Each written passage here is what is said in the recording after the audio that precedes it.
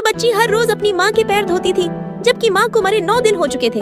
पर बच्ची को क्या पता, उसे लगता था माँ थक कर सो गई है। जब उसने माँ का ठंडा शरीर छुआ तो भी यही समझी कि माँ बीमार है।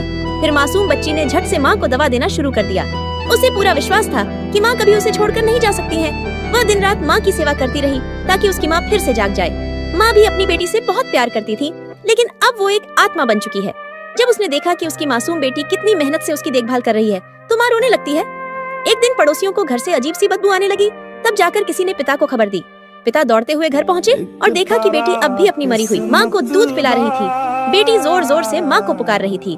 पिता ने उसे गले से लगाया, उसे समझाया, लेकिन वो माँ का हाथ छोड़ने को तैयार नहीं थी। जब माँ के चेहरे पर सफेद कपड़ा डाला गया, बेटी ऐसे चीख पड़ी जैसे उस पर पूरा आसमान गिर गया हो। माँ की लाश तो उठा ली गई, लेकिन माँ की आत्मा अब भी बेटी के साथ ही थी। उसी वक्त बच्ची ने एक बातचीत सुनी।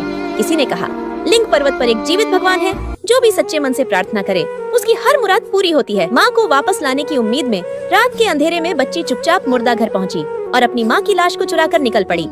लिंग पर्वत की ओर अपने नन्हे हाथों से वो माँ को हाथ गाड़ी पर ढोती रही। हर कदम पर झुककर प्रणाम करती।